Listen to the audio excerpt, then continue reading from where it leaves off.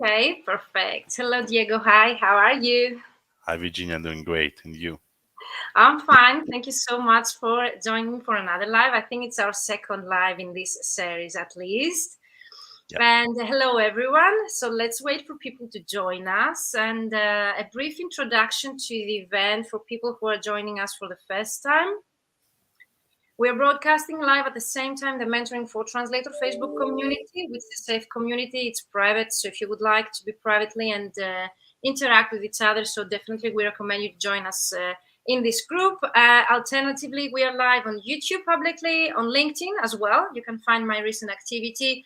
And of course, publicly, again, on Facebook, several different public pages. So this is Diego Cresceri today, and most probably you know him as well. He's very active in the community. And you will be able to see his background in the description box of this live because it's quite extensive.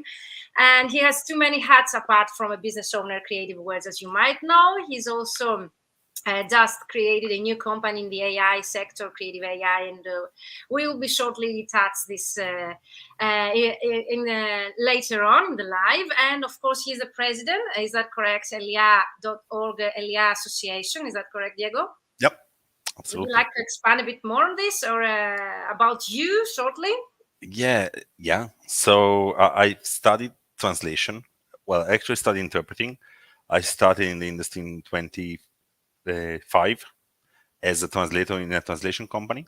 And I'll touch base on this because I've never been a freelancer, never succeeded in being a freelancer. And I didn't then I know that. became a project manager. We keep And learning. I didn't know. sorry? I didn't know that. We keep learning a lot of things about Oh you. yeah. Well, I tried to be a freelancer and I never managed to be one. I mean, I was not considered by potential customers basically.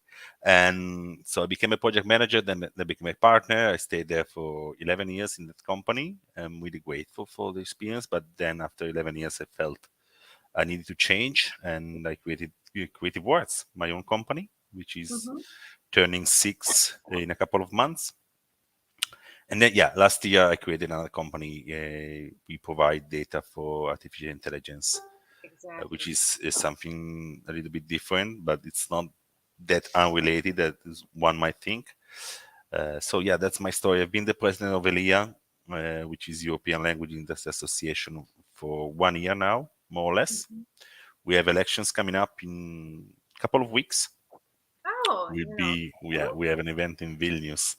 We will have a board meeting, and we will have elections for the executive of ELIA. So we'll see what happens there. I enjoyed it a lot, but I don't know what's gonna happen. Yeah, so that's me. But today, Virginia, it's not about me. It's more about you. Okay, we Right. will announce that. That's something innovative. Okay. Apart from creating a very innovative company, artificial intelligence and data company, you came up with another idea. So many people contacted me that they found it interesting that we decided to go and reverse roles. So usually I'm the host and I'm interviewing guests. But since your second time here, so most people they can watch our previous live and they can find it in the library of videos in the Mentoring for Translators group or my YouTube channel. So if you can scroll or if you in the search bar look for Diego, his name, you the live that we have had will appear there, so you can watch it and find out more about Diego and most common questions like how he started out, his first clients, his role as the owner of Creative Words. And I think we discussed about being an owner of an agency and also of an LSP and a company, translation company, and how I think you see the hiring process and the skills of potential collaborators. So from the other Yeah. side, instead of just a freelancer. So if you are looking for a position or an ongoing collaboration with an LSP, this live, I think would be very interesting to find out how a potential employer or a company owner in that field would be interested in your skills and how they see the actual hiring process. Vasilis from Riyadh, Saudi Arabia is watching us live. Thank you so much. Hello, Dorota from Poland. Amazing. I'm going to be in Warsaw, Dorota, in 2 weeks from now. So if you're going to join TLC, let us Oh, know. I would love to see you there. And also there is also networking at the same time in event of ELIA in Lithuania. And I'm so sad that I cannot at the same time be in 2 different countries, but it's on my to-do list, the next one. I know that you're very active, and that's what we're going to discuss today as well, some of your events I really enjoyed. And I was planning to actually create a live of me describing my experience joining ELIA execs. And you told me I prefer to go live with you if you would like, so to discuss it together. So that was the initial idea of this live. And then we came up from, for this title, the subject that you see here, shifting from solopreneur to a more growth mode as a company, which is actually a topic that Diego came up. And hello to South Africa. Amazing, always really surprised from people watching us from all over the world.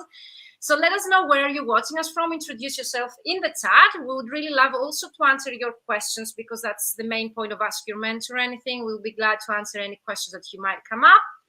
And so, Diego, since your idea was to interview me, unless there is anything else you would like me to introduce, we can start with your questions. Yeah, let's start. So yeah, the title is Shifting from Solopreneur to a More Growth Mode as a Company. I'm actually curious to know how you started. I told you how I did start, but I want to know how you started. That's interesting. Thank you so much. You have a shorter story than I have, because you're younger, but no, I don't think we have much difference in the age, but definitely, I think I've said privately in several different lives of mine where I present myself shortly in my free webinars, but I'm happy to share with you, okay, here, and definitely you can drop your questions or any comments in the comments area underneath the live, wherever you're watching it. So I studied translation myself, Diego, here in Greece. It's the only department, it's for certified translators. So I imagined something I really love, languages. Las Vegas, amazing, glad to see you here. If you would like Las Vegas, wow. Las Vegas, most probably someone, from ALC and ELIA, that they are there. I know that is Indra and Richard. So who is, you can use the StreamYard links as your name to be visible in the chat. And then I found my first in-house position before I even graduated the department. So I started, applying for several different positions, and imagine 15 years ago, I even applied via fax. Okay, I admit. Wow. My years, my age. I was actually interviewed 3 positions I applied. All of the 3, I was hired by the 2 of them, and I chose 1 out of the 2 to start. And I think it was like more or less a starting point where I had in my mind to change in the future, because it was an administrative assistant, translator as well in the defense industry. So I saw it as a let's say step to enter the translation industry, because I didn't have my degree yet, just to gain some experience before I maybe become a freelancer or will be hired. I didn't have a clear idea of what I would love to do back then. Most, I think, starting out translators, they don't. So let us know in the comments if you had a clear idea of what you would like to do when you graduated your university. Did you, Diego? Did you know? No, I had no idea, actually. Exactly. Well, I did want to do translations. I did want to do interpreting just for the traveling part. That's exactly. Okay, Indra. Otherwise, no idea. Amazing. Okay, so you can. So that is. What was next? I mean, what was next? You saw it from the start as a bridge to something else. What was next after that? If I'm going to be entering a case study, I would like to know, Diego, just to let you. Okay, so what was next? So that's, let's say, okay, Sweden, Maria Nesi, amazing, Skeleftia. Do you see the comments, Diego? You should be able to see the left, right part of the screen. Yeah, the right part of your screen. Oh, now I do see the comments. It was in the private chat section. Okay, now I see the comments. Yeah, now you will be able to see. Don't try to comment, because some guests, they were outside the live. If anything tech happens, then you can rejoin with the same link. Okay. So I stayed there for 5 years, to be honest. And because I know my story, I find it a bit boring, but most probably some people, they don't know. If you're not interested, just let us know. If you are, just let us know in the comments. So I stayed for 5 years, and then I also changed many positions in the same company, and I found it rewarding, and that's most probably why I stayed that long. And then we had the financial crisis here in Greece. It was a worldwide known event back then, even though, in my opinion, was not that only for Greece. Ukraine, amazing. Hello to Ukraine. So Then I was asked to lower my salary, and then I realized that I was staying at that position because of, let's say, the high salary and the money. And then I realized that if it's going to be for less, I'm not interested in doing the same work, let's say, including the tasks that I had to undertake every day. I didn't find it creative anymore. And to be honest, even if right now I'm described as a quite a proactive person, even from collaborators or colleagues or even my PhD professors. Back then, I was like, let's say, accused for being not proactive in that, let's say, position. So it means that I didn't find it interesting, or I didn't have something to contribute. So if you feel the same, most probably you're doing the wrong job. So if you don't feel creative, if you're not proactive at what you're doing something that you should change. Maybe you should find your passion and so on. So back then I was offered let's say, lower salary as everyone here in Greece. Okay, it was a general problem, and everyone was losing their position. I wasn't like at least discharged back then, and then I didn't accept. So thus I had to leave the company, and then I started right away as a freelancer, because the few months before I leave that in-house position, I had already started being a freelancer. I had opened, let's say, my accounting books, so I was experimenting a bit of being a freelancer. But I have also in my training programs and mentoring programs explained that it's too difficult to be at the same time an employee and to pursue a freelance career, because you cannot devote all the time that you have an energy there, and you cannot meet strict deadlines that most of the agencies or LSPs they will ask you for. So it's very hard to find work and paid job and project as an in-house employee. And that's it, I think, because I wasn't that successful trying to handle both. Then I became a freelancer, and I attended every free and event that was happening in our field, just to get to know, and I became also a member of a certified translators association. And that's something I totally recommend you to do when you start freelancing, become a member of an association, because that's the first I had to ask for specific questions about accounting, legal things that no mentor can answer. Also, my mentees, when they ask me about specific legal things that they apply to their country, I need to counsel them, to let them know that you need to go to an association locally based, where they can counsel you and give you advice on specific local legal systems and accounting advice that applies to your own country and legal and accounting financing system. And then I was working for bottom feeders. That's a real story. I think I was paid 1.5 cents, 0.015, and then I was working until 3 a.m. in the morning, and I wasn't able to pay my bills at the end of the month. So even if I was working so many hours, I wasn't able to pay my bills, which means I didn't have a profitable, let's say, business up to then, and also that I was paid too low.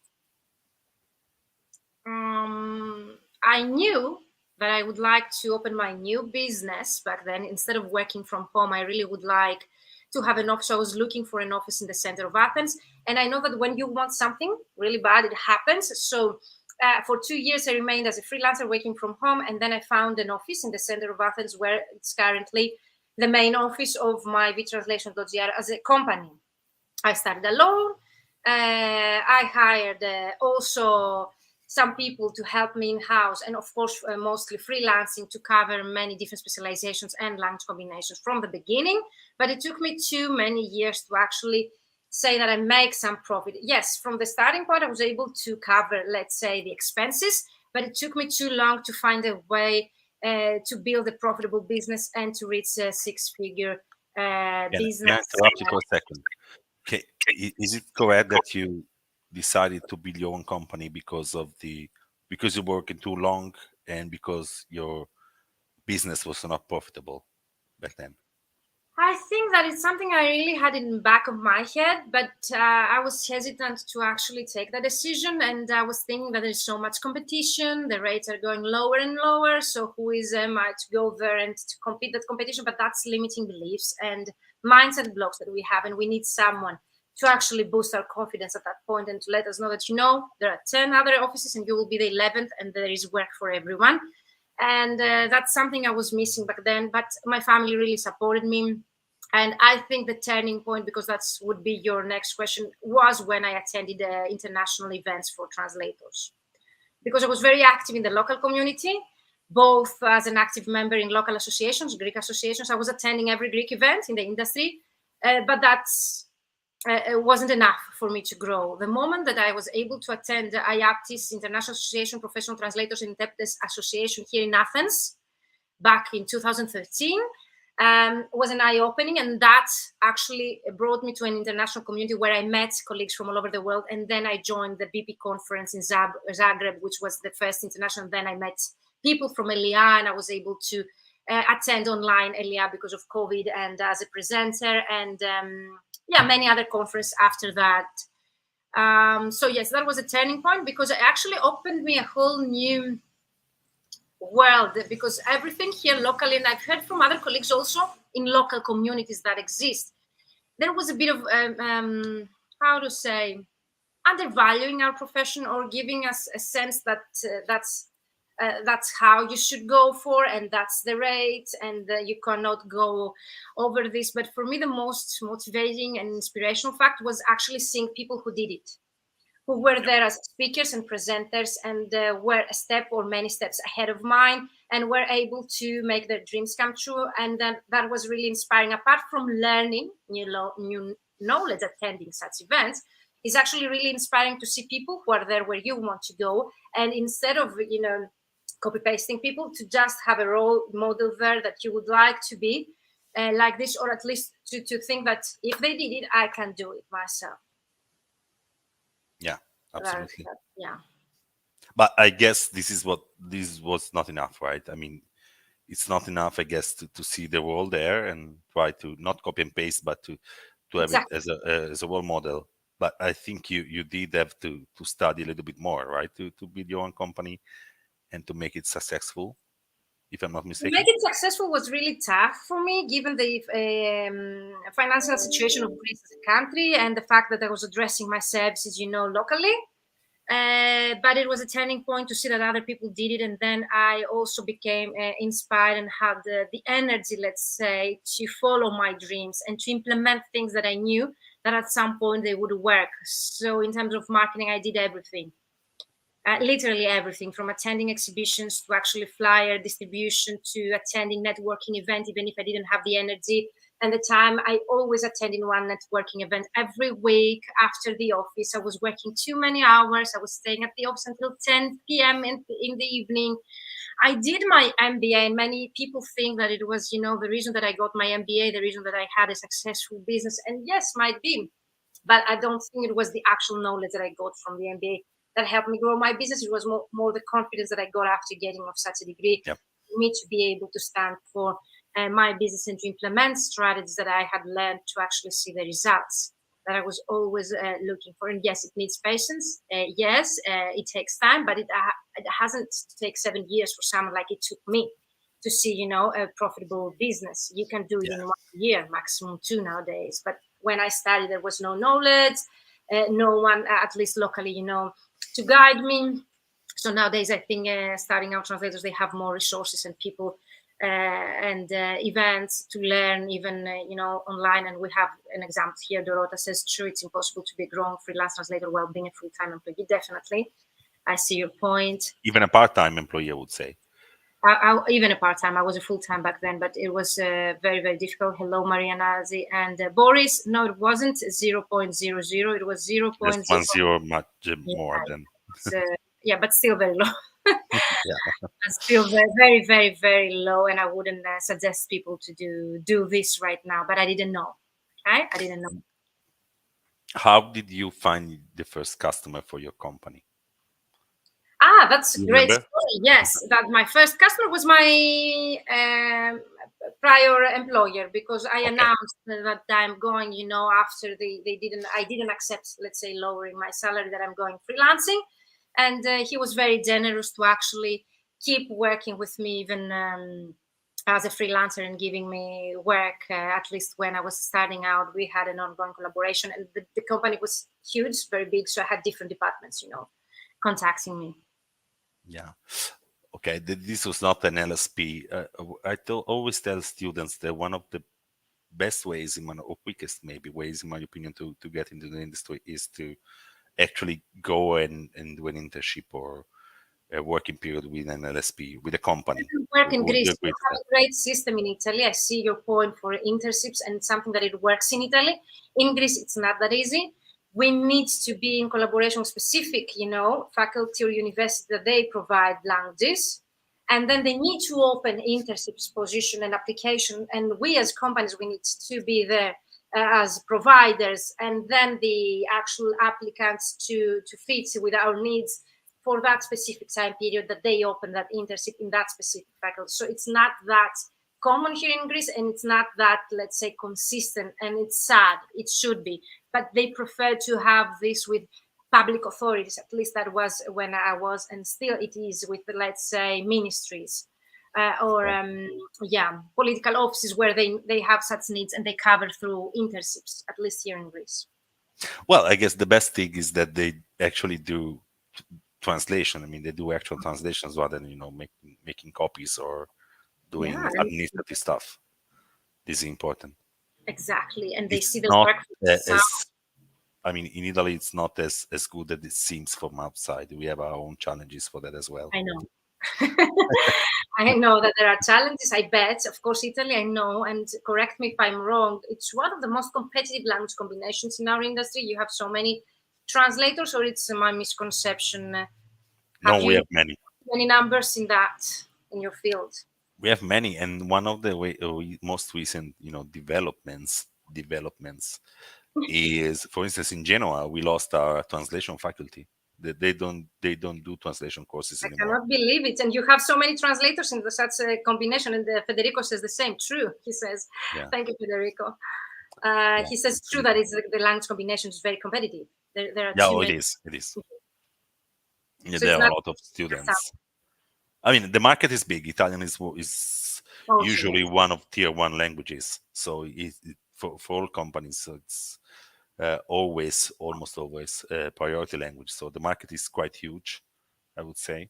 So yeah, it's a balance. I mean, in Greece, you would have less students, but maybe Greek is not one of the top languages for all projects. So I guess it's balanced in a way. That's true, and we have that production. You have production as a country, so I mean the needs might be higher.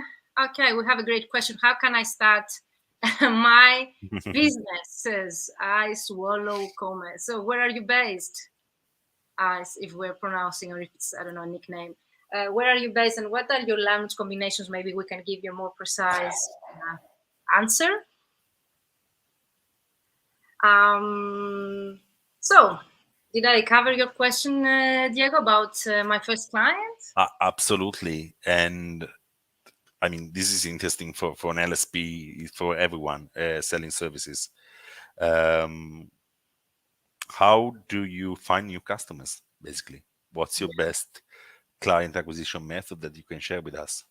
I prefer LinkedIn, recently, because I found a way to actually prospect and sell to people without me being salesy and spending time with phone calls. But that's me. I know that there are people, they prefer, networking events or live events where they can network with other potential clients. I'm not that extrovert, even though people, they think I am. Okay. So you know that. Okay. Yeah. And, okay. And so I prefer such ways that they allow me, to focus on other, because I'm also, multitasking person like you, many different hats. I prefer to get into the actual sales process when I see real interest from people. So that allows me prospecting to actually set up a system where, I build long-term relationships and actually make myself and my company visible to potential clients for both of my companies, either the coaching or the translation company. And I interfere when my virtual assistant or my assistant, they tell me, that specific person is really interested in what we do.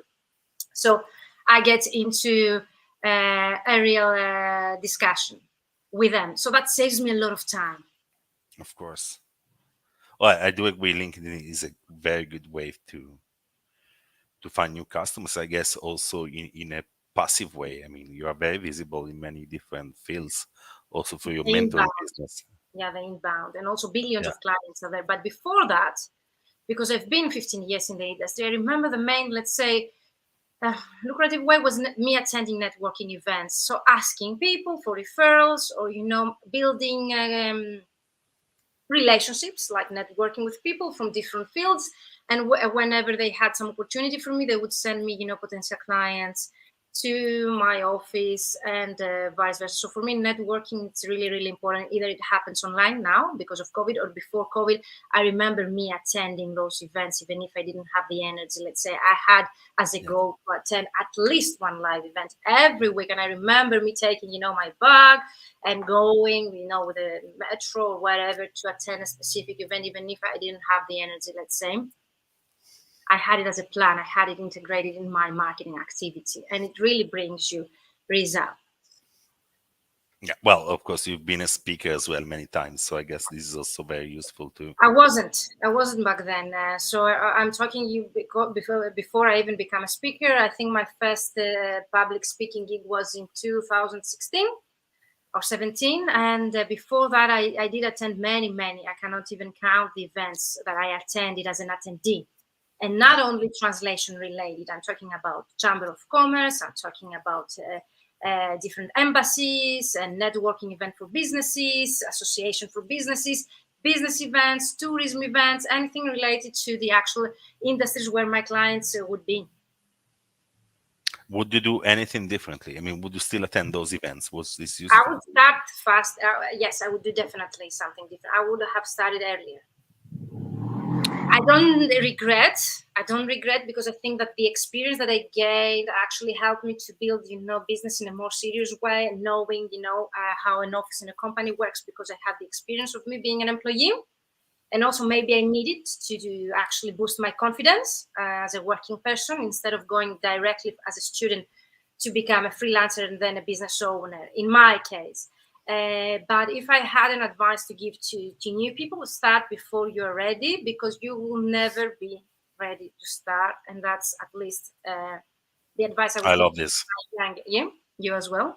Yeah, no, I love this. I mean, start before you're ready. I love Start this. before you're ready. You will never be ready to start. I can tell you, even if right now, trust me, I don't feel that ready to start something new. No, this is a great advice, I think. So we've been knowing each other since when? 2020? I think I online. Forever, but yes. Maybe earlier, I don't remember. It's a long time. But we first met, I believe, this year, right, in person? This year, yes. Is it amazing? Yes. Yes, I always felt that I knew you. And May, right? Yeah, it seems we know each other since forever, but we met in person this year, and we met in Tenerife, beautiful place, and we met at this ELIA execs event. And you were saying, yes. there's a question by Julia. Okay. Thank you. I see Julia, you. yeah, that's for me, so I'll take this one. We can answer it. Yeah, we can answer it. I'm part of the, it's called something like steering committee of the University of Genoa translation faculty, and I've been told recently that yeah, it's not gonna close, but it's gonna be even more about, I mean, they're trying to make a course that would open more opportunities. That's in their plan. So yeah, it's called in a different way. It's not only about translation. It's very more vague than it used to be. When I studied translation at the University of Genoa, it was very practical. You would do translation, you would do booth interpretation. Now it's much more vague and non-practical. So yeah, the short answer is yes, Julia. Unfortunately, there's no translation course anymore, at least for the master degrees. It's called like intercultural communication, but it would open different opportunities, but it's not that practical as it used to be. And I'm very sad about this. I built the company because of the fact that I could source my team and people at the university in Genoa. I'm actually like 3 minutes walking far from the university. Wow. So I built my own business around that, and that's gonna change. for some reason. Yeah. You Julia, graduated. did we answer your question? Thank you. She says I was curious to find out about it since I graduated from PMI. Okay, thank you, Julia. We have Diego here. Anyone Italian or something you would like to learn? Okay, so you were about to say something about Tenerife, is that correct? So I was wondering what triggered you to come there. I mean, from a young solopreneur or small company come to that kind of event. I'm curious to know why you came and what did you get from there, because we never had this conversation for actually. Some photos. I would like to be prepared also for some photos so the people, because if you don't see, actually you don't believe. Okay, I would. Sorry. No. Go ahead. There was a little bit of delay. Okay, because I'm opening just to show you some photos, so maybe there's a tech issue. Let's see if we can do it. So yes. First of all, you need to be able to afford such an event, because it's quite more, let's say, expensive from a regular translators or freelance translators and language professionals event. So it's different. That's why it's addressed to executives and bigger companies. But for me, definitely the destination, yes, Tenerife, but you can go to Tenerife for any other reason. You don't need to go for such an event. Second, it was because I saw many colleagues of mine that I really admire, including you, to attend such events. And I ask you, so having access to such people like you or Richard Brooks or Indra that I actually met there, and other people I knew, asking them if this is the right event for you to attend, because I remember asking you. And because you are an ELIA board member and president right now, so it would make sense, to ask you, because I've been a speaker already 3 times. Is that correct? The last 3 times for the online ELIA Together event. So I thought, and I have expressed that publicly again to my lives, that it's always good time when you don't have something to earn from events and you only give, to go to other events that you will earn instead of giving.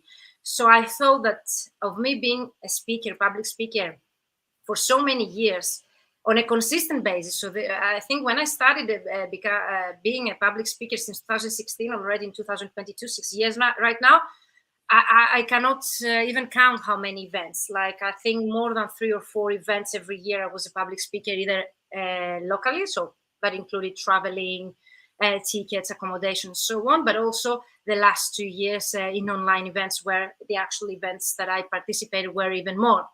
So I thought that I was always giving, but I didn't get back something. But you might tell me, but by giving you always get. Yes, I always earn things, like by helping other people, we help ourselves as well to grow. But I thought it was about time to go somewhere that it will take me and get me out of my comfort zone. So it's easier for me, to be around other people at the same level or even lower level, that they would have something to learn from me. And then I said, why not to attend a conference where I will be at the lowest level? Let's say everyone else would be even at a higher level than mine, owners of other bigger companies, which actually was the true that event. I remember in the sales workshop, most of the owners that in the business were making at least 1 million and more. So it's difficult to make the comparison, even though by attending that event, I realized I was not that low I had initially in my mind. So I was a quite fair player among others, at least not everyone, but among others. And that's... I was going to say that, yeah. You said that, but I didn't believe you. So I had to attend to actually, finding out that on my own. So, and in terms of earnings as well and income, even if I'm a very small business, I was very competitive actually to other businesses that they were very even bigger than mine, with more employees and so on. So in terms of financially and income level, I was quite fair enough to attend such an event. So for me, the main reason that you asked me to attend such an event was actually to be at the same room and attend presentations from people that they are way ahead of me. And that was actually what happened. Yes, the presentations were, they really satisfied me in such an aspect. I learned things and they were very high level. And I think most people that they were following me and they became afterwards members of ELIA, the reason they did was the actual content of presentations that I actually said. online my social media. Yes, I think also in terms of knowledge, networking with people who are way ahead of you that might inspire you and give you also practical knowledge.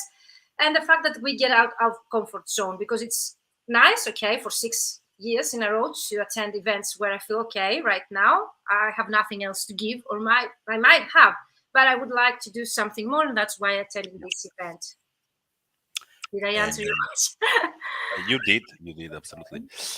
Well, it's probably a simple one, but are you satisfied after the event? Did you get to your objectives? I get the objectives, the direct one, which actually me networking with people who are already successful, way ahead of me, and they were very warm welcoming me. Among them, all the people that I was sitting around them at the tables, the networking events after the actual workshops, people that I already speak with and I'm connected with on social media. Andres here, you, Richard, many people who actually kept, having online. Let's say contact after the event. So yes, that's something I gained practically. The knowledge itself, the presentations were very informative and really educative, and I learned many things. I didn't have the time to actually implement everything, to be honest. So as to see, let's say that's a long-term process. But for me, the direct and also the networking, the fact that I was warmly welcomed by all the members, which is actually, to be honest, my a fear that I might be, not that welcomed by people, that they might be, a bit snobby because they're very successful and business owners. But that was the opposite, guys. So if you're thinking of attending such events, definitely reach me out to give you more insights on this, or also Diego, because it was quite the opposite that happened. It was one of the best events when it comes to networking, because they were very, the actual network and the people attending small enough to network, but also to learn from each other and to keep, long-term connection, even online right now. But of course, I intend to actually, and also it opened me to many new opportunities like the ELC Association, and me giving a webinar for ELIA companies next week, which actually you encouraged me and Richard and John from ELIA to do so. So I wouldn't think of me giving presentations to LSPs. So step by step, being a member of such an association or an event that with people that they are a level ahead and higher of you, it gives you also an open opportunities that will take you even a step further for what you currently do. Oh, absolutely. I think it's a virtuous circle, right? You do things when you're not ready to do so, as you said, and then you go and go and go. I mean, this is the same that happened to me as well when I started my own company. That was, you did it to get out of your comfort zone, attending such events? Oh, yeah, absolutely. Well, yeah, I attended my first one in Lockwood, Barcelona. It was a huge event. But I really wanted to get out of my comfort zone. I remember the first day of the event, I jumped in the swimming pool just to get noticed. I didn't. You believe it? You did it as well. Yeah. No, I didn't dance, let's say. Okay. Yeah, it was the same for me as well. And then you get out of your comfort zone. Before 2017, I hadn't done any single, interview or event, any public speaking at all. I didn't like it. You didn't like it. Oh, I didn't have the opportunity to do so, actually. I mean, I was never asked to do so. And after that, I mean, it worked a lot. Wow. Now, I was trying to show the pictures so people to understand what was happening there. But I don't know if I'm allowed. So this is actually the hotel venue that you can see here. So you can visit at vMentoring on Instagram. I have all the photos. This was the view from my hotel at that specific event. Focus Exec is the actual event we're discussing about with Diego. So if you would like to find more about the insights, if you're following me on Instagram, you'll find all the photos and that I said there. And you have a side career already as a photographer. I love your pictures. I love this venue. I think it was one of the best hotels I've ever been. I think another reason people grabbing their attention, my post, was actually the venue. I cannot share them, but yes. But you can visit at vMentoring on Instagram, and it's publicly shared, so you can find out. Or my you mentioned your webinar next week. Yeah, I would like to share also the link for people to join. I know that it's only for paid members of ELIA. Is that correct? It is correct. But I think we might find some special agreement for your audience here today. So So whoever let's. is Do you interested, have the link, or should I find it? Do you have the link? I do have the link. Can you share it in the comments area here, or you can I share it try. with me in private chat, whatever? I'll share with you in private chat because I don't see Okay. how I can share a comment. Well, because I was looking Uh, here from I John's. don't want to mess it up. Okay, basically There was a problem last time with Ellen Singer. She tried to reply to some people's comments and she was outside of the live, so I'm trying not to have this tech issue again. yeah. So I don't have the possibility to write the comments, but I sent you This the is link. for the webinar, is that correct? That's a new series, a new initiative, okay, organized by ELIA, the association, not the conference that most translators they know they are together, which is also open for speakers if you would like to test your skills. And definitely I would recommend you to do so if you would like to get out of your comfort zone, to become well-known in your industry as the go-to expert, gain experience, okay, and test your skills. But that's a different initiative. Okay, and you can describe it better, Diego. Yeah, I mean, we started the initiative actually in 2020. Well, not in 2020. I think in the fall of 2020. Yes, after we had to cancel a get together in Milan. If you remember, you should remember very well, because we had to turn this event. Yes. Yeah, we had to turn this event into an online event, and I believe you were among the speakers, right, for that as well. So we wanted to provide some value to our members and audience, and yeah, we did this live event, and we added these recordings to our library, and then we thought, why don't we organize these live events in a more ongoing way? And this is how the webinar series was born. So It's not we've been easy doing that. though. It's not easy. I remember was you and another member of your board. What's his Alina. name? Oh. No. From Bologna, that he's changing town right now. I'm sorry. Changing what? Sorry. Bologna, from Bologna. From Bologna. Oh, John. John is from close to No. Bologna. But Manuele, you mean? No. Not Manuele. And he's also now giving a webinar anyway, but I remember that I had started the live series and you had told me, how can you have a webinar every week? So it's something that, yes, I right now understand that we're fully back. Okay, back then that we had COVID, it was easier for me. I had enough time, but I also found a creative way to fill that gap of me not being social because of COVID and being stuck at home. So yes, I remember that you had started, but then right now I think you're putting so much effort and more time to actually reestablish. We have a hard time. Well, as you said, everybody's busy. We are back Right to now we're back. normal. Yes. Yeah. But I think, speaking at the webinar is a very good opportunity to share knowledge, to establish your to sound like an expert. I mean, to show your expertise. That's the best way to say it. And well, I think it's a great opportunity. I mean, I had so many good results out of speaking, also in online events. Yourself, you mean, for your company? Yeah, for my company. I mean, you get visibility, you get to share your knowledge, you establish your expertise in the eyes of your potential customers. It's a very good opportunity. I think we need to change a little bit in our perception of this. I'm talking specifically about our early members. We sometimes have struggling in finding speakers for our webinars. That's the challenge at the moment, because it's not really obvious that you get results out of speaking at events like this or at online events. So that's indeed a challenge. Can I ask why you, among others, introduced me as a speaker for this webinar that it is addressed to LSPs? So I would be curious. I have my idea on this, but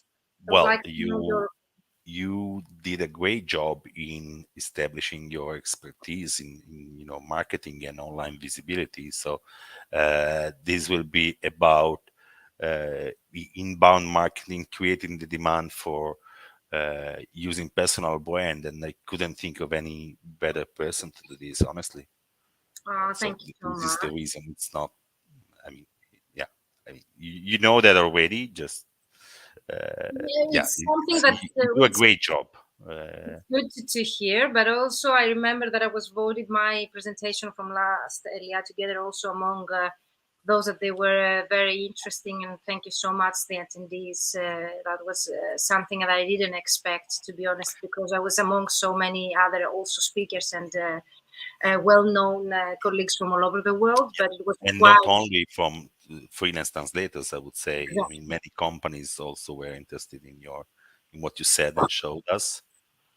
So I guess this is all about being, again, out of your comfort zone and doing something you're not prepared to do. But yeah, you did a great job. So, and yes, my also idea of presenting, because I wouldn't accept something I wouldn't feel I have something to actually provide. Let me remind you, sorry for interrupting, that there's a call for papers as well that I'm expecting you to take part in. Me, okay. I invited everyone to do so, but I would like also to do this. But let's finalize the webinar for ELIA. Let's go to TLC that I'm presenting. You have till Monday. You need to know that. Okay, so Monday I will come up with something. Let's see. I don't want to actually conquer the event for the fourth time, my opinion on this, but it's very honorable for me, for you guys to inviting me once more at this great event that has really established me so many actually new collaborations for both of my businesses. But coming back to the webinar, which is actually how to create demand, okay, for your company or your services. So it really applies to you, be as a solopreneur or an LSP, with your brand, creating a brand, an online brand. That's what we're going to talk about. But actually, if I wouldn't feel that I have something to offer, I wouldn't accept. But recently, more and more company owners come to me to show them, let's say, what I teach in the Ultimate LinkedIn Prospecting System. And I have established a 6-month and 1-year program tailored to companies where I mentor the whole team. So since I have got to enter into this by having and establishing mentoring collaborations with companies, I thought that I am a bit ready, let's say, to actually show what I've been doing behind the scenes and actually help more people and also to do as, let's say, to give back to the community and you as people that you have helped me, you personally, Diego, and Vinod, that you've helped me a lot, but also in general, the other members who actually suggested me as a speaker. So we wait for you. And if you're a member of ELIA, you get, I assume, access and you have received the newsletter, I assume. Yeah. And if you are not, we have said in the comments here the link, and you can ask Diego directly or me if you have more questions. And Diego just mentioned that if you have taken the link from this live, you will have a special offer. So just I cannot promise, but yeah, I'll do my best. He will try. Diego will try. Diego will try, and I think he will do something good for you if you would like. But definitely, you need to get in touch with Diego or me to bring you in touch with Diego so as to find out a way, if you would like to attend this event, which is exclusively created for ELIA members, and ELIA is the European Language, is that correct? Industry Association. And usually it needs for people to become members to have 2 employees. Is that correct? Yep. So 1 employee, actually. The owner and the employee. Okay. You need to be at least 2 people. Yeah. Okay. To be in total 2 people. So it means that you have at least 1 employee. So you are a company. So this is something we are currently discussing, actually, because I mean, solopreneur companies are still companies. So this might change. And also, you are not creating such events like ELIA Together, which is for freelancer, ELIA Execs, which is for executives. You have ELIA Project Managers for project managers. It's going to happen in Manchester. What else? I'm missing the networking days that they're happening in 2 weeks in Lithuania. And what else I'm missing? Am I missing any other events that they're? No, it's 4 events at the moment. Perfect. But I didn't neglect your question, Dorota. I see that you're asking about, I assume, my figures or Diego's figures. Like the first, may I ask how many figures you were making the first 3-4 years? I want to see whether and how much it differs from what I make. So Dorota, if you're asking me, most probably we need to compare with the figures I was making as a freelancer, very low, or to the figures that I was making as the first years I initiated, let's say, my business and my office in the center of Athens. Both of you, okay. So I assume Diego won't even remember. But Well, myself, I'm not that old. yeah. No, if we talk about the first year of my company, Creative Words, it was quite big actually, because I got a huge project that and I needed the money to go ahead, and I accepted it, and was lucky enough to be able to deliver. So I believe it was a The more little bit more information, the than. better. Okay, Dorota.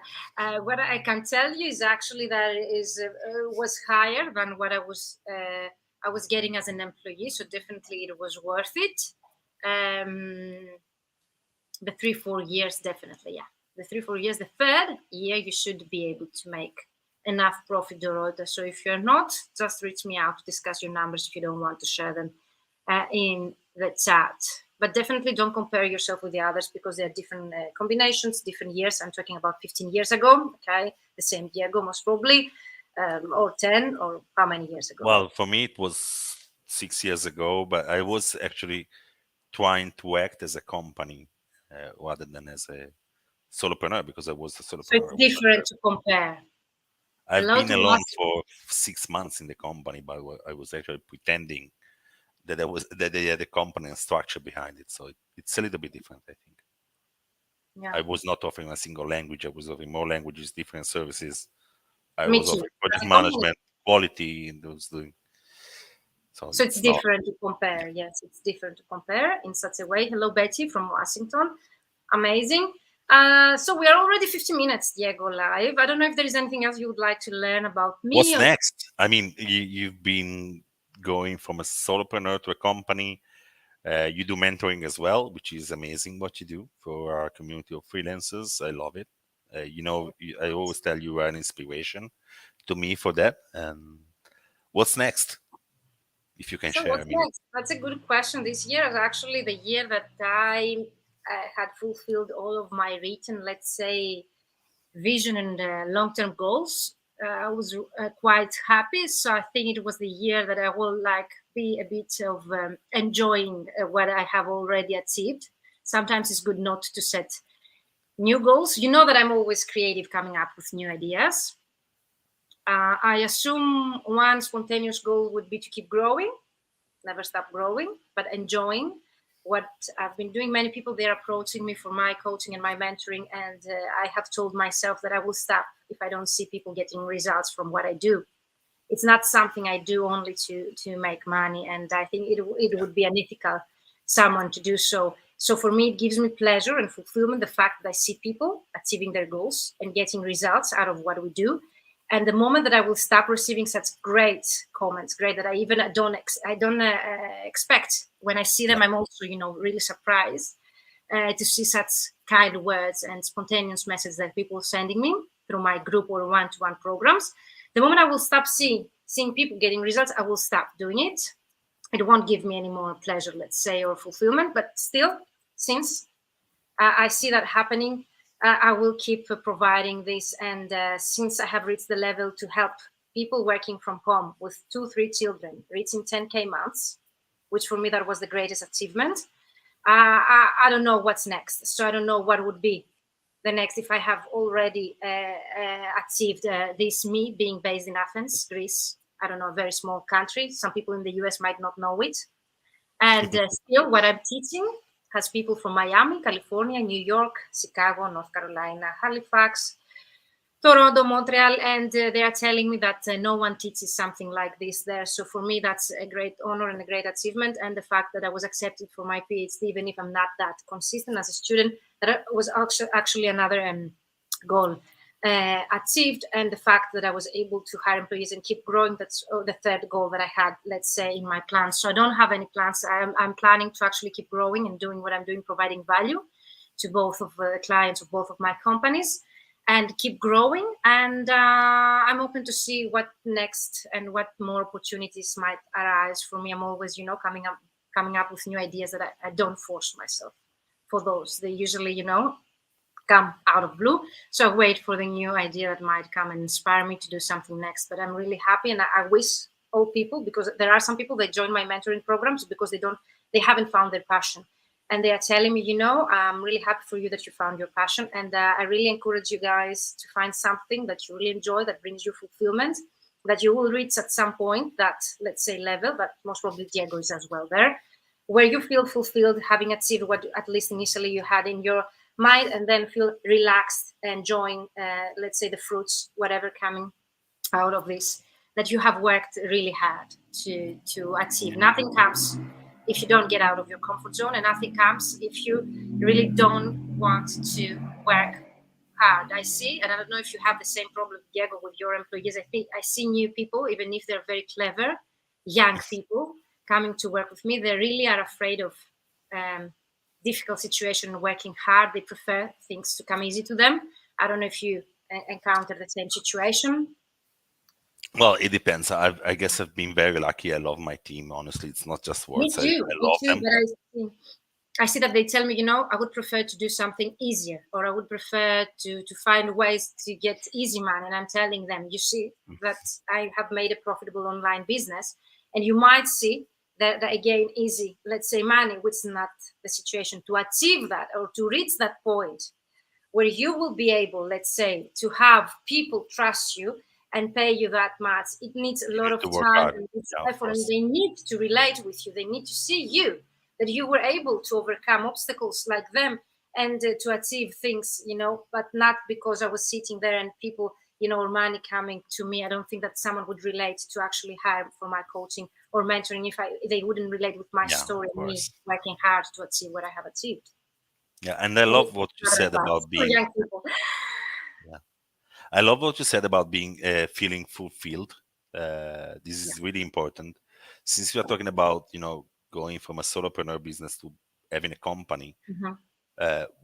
My suggestion would be for anyone listening who wants to do that and having employees and a team, is you need to consider your team would also want to feel fulfilled. And I'm finding this is more and more important nowadays. The younger they are, the more they don't care about the money straight away. They do care about feeling fulfilled, having a purpose, and be happy. They don't know. Usually they don't know what they want, and that's something I relate with. I didn't know what I want. I wanted back then, so that's really tough to find what makes them feel fulfilled if they don't already know what they want. Well, then I had one team member leaving last Friday, and after 7 months, and we spent a lot of time training her. But I think it's normal for these young people to leave and find their own place in this world, in the industry. So you need to do more experiences, I guess, different things before you know what you want to do and want to be. What do you think you lacked? Because I know that you have much experience with internships. I know that you give initiatives and the reasons for your people to stay. I know that you help them to grow and you give them opportunities to attend live events, international events. Your team is in Las Vegas right now, I assume, and they are attending any other events, and they are public speakers as well. You don't see many company owners, having their team to be that publicly let's say visible. So what do you think that was, and let's close that discussion with this, the reason why that, let's say, new young person left that position, even though there are so many opportunities? She was, this was her first job. Well, it was actually a longer internship, but it was a job. She was going from junior to, not junior anymore. She's very skilled now. I think she just needed to do another experience somewhere else, and maybe she will be back at some point, or she go back to translation. She's doing something completely different at the moment. But you cannot be satisfied by having a single job from the start. You need to change probably, and maybe you go back, but you need to experience something else. It's like having one partner in your life. You need to try different ones, and then you. Not everyone. I wanted to marry my first, boyfriend. So not everyone has the same, let's say, needs. Yeah. No, but in her case, I think she just wanted to try something different in order to understand if translation is really what she would like to do, lifelong. Okay, perfect. And what's your next steps, Diego? If you would like to talk a bit about creative AI, I know that data and AI companies here in Greece, they also earn many let's say, money from government they give to actually build such a business here. I don't know if it was such an occasion in your country. Here they really Well, promote that was that one of the reasons why I decided to create a separate company to get some funds. funds. Didn't get them by now, so I I'm hope that looking you forward will, to but get that's something happens here in Greece as well. Yeah. yeah. So as you said, I want to grow my businesses, and I do want to grow my businesses not to become rich. I do want to grow my businesses to give more opportunities to people. And in the next months, I'm gonna focus on the team actually, and how to make it, different learning initiatives for them, different welfare initiatives as well for them. So this is my focus for the next quarter till the end of the year, and growth will come as a consequence, I believe. So Well, that's really inspiring as well. fingers Anything else crossed you it would like? works. Sorry? No, really. My focus when I wake up in the morning, the first thing I think of is actually how can I, empower my business, my team more, and that's really my single thought that I have at the moment, and the rest is coming by itself. So Amazing. Thank you. That's a great advice for those that they would like to build a team and grow a team, that you need to pay that much attention to growing them if you would like to grow as a company. So thank you yeah. so much. Diego, is there anything you would like to close this live with? I would only say this is the easiest interview that I could do. You talk so much. Just I asked Exactly. what 5 questions, but all you Exactly. said is really inspiring. So Thank keep up you. with the good job. At least I don't talk without No, any I meaning. mean, you talk a lot, of course, but you I say know. always say interesting things, and I love I talking. love what you do. You are really inspiring, and I love also hopefully interacting we'll have with another colleagues. live soon. Yeah, I know you are That was the multitasking. main initiative reason why I created this initiative. I really missed interacting with people from all over the world, get in touch, discussing with them something that most people are interested in, providing value at the same time. And I think people, they joined us and they keep, joining us like more. Now 15 people like over an hour right now because you are here, and no matter what would be the topic, I think only you being here as a guest or as a host, I think that would be a reason people to join, because you can inspire them, they can learn from you no matter what is the topic. Because I remember you told me, but we need to find something to give value. I know that people, they find value by being inspired and learning from people that they have already been there, and me included. So thank you both of you. Says Dorota, it's been a very interesting live. You're welcome, Dorota. Thank you for being such a committed audience for this live, and hope to see you in Warsaw. I just shared a link with 10% discount to the TLC Translation and Localization Conference in Warsaw. Maria Tello Carti, hola from San Francisco Bay Area. Thanks for your comments. Amazing, Maria. Always surprised to see people from, such areas. I told you.